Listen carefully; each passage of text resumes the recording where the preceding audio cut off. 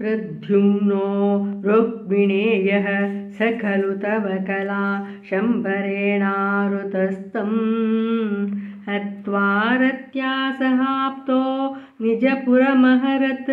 रुक्मिकन्यां च धन्या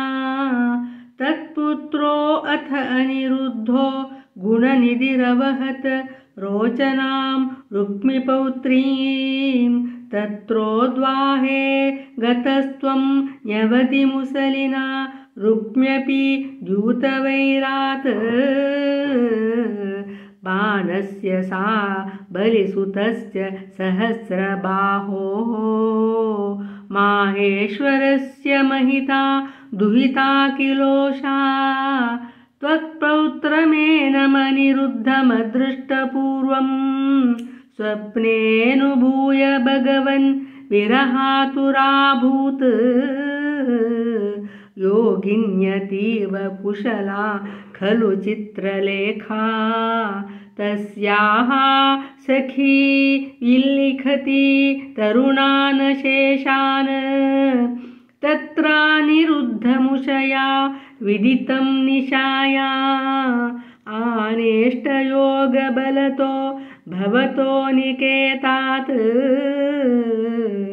कन्यापुरे दयितया सुकमारमन्तं चैनं कथञ्चन बबुन्धुषि शर्वबन्धो श्रीनारदोक्ततदुदन्त दुरन्तरोषैः त्वं तस्य शोणितपुरं यदुभिर्न्यरुन्दाः पुरीपालशैलप्रिय दुहित्रनाथोऽस्य भगवान् समं भूतव्रातैः यदुबलमशङ्खं निरुरुधे महाप्राणो बाणो झटिति युधानेन युधे गुहप्रद्युम्नेन त्वमपि पुरहन्त्रा जगटिषे निरुद्धा शेषास्त्रे मुमुहुषि तवास्त्रेण गिरिशे द्रुता भूता भीताः प्रमथकुलवीराः प्रमथिताः परास्कन्दत्स्कन्दः कुसुमशर बाणैश्च सचिवः सकुम्बाण्डो भाण्डं नवमिव बलेनाशु बिभिदे चापानां पञ्चशत्या प्रसभमुपगते छिन्नचापेऽथ बाणे व्यर्थे याते समेतो ज्वरपतिरशनैः अज्वरी त्वज्वरेण ज्ञानी स्तुत्वाथ दत्त्वा तव चरितजुषां विज्वरं सज्वरोगात् प्रायो अन्तर्ज्ञानवन्तोऽपि च बहुतमसा रौद्रचेष्टा हि रौद्राः बाणं नानायुधोग्रं पुनरभिपतितं दर्पदोषाद्वितन्वन्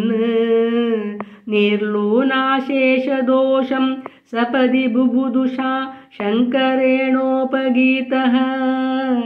तद्वाचाशिष्टबाहु द्वितयमुभयतो निर्भयं तत्प्रियं तं मुक्त्वा तद्दत्तमानो निजपुरमगमः सानिरुद्धः सहोषः मुहुस्तावच्चक्रं वरुणमजयो नन्दहरणे यमं बालानीतो दवदहनपाने अनिलसखं विधिं वत्सस्तेये गिरिशमिह बाणस्य समरे विभो विश्वोत्कर्षि तदयमवतारो जयति ते द्विजरुषा कृकलासवपुर्धरं नृगनृपं त्रिदिवालयमापयन्